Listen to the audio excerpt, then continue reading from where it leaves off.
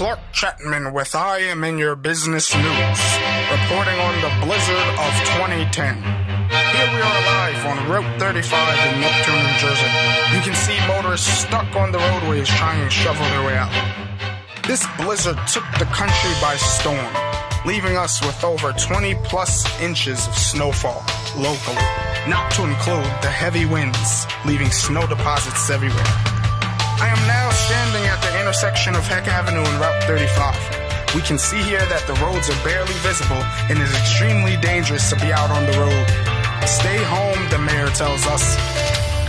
Plow trucks from all over are trying their best to clear the roads, but it seems Mother Nature is winning this battle today.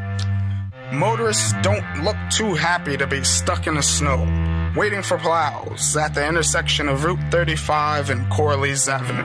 I have a strange feeling they aren't going anywhere anytime soon. Back to you, Reggie, in the studios. This is Clark Chapman reporting. Thank you and good night, New Jersey.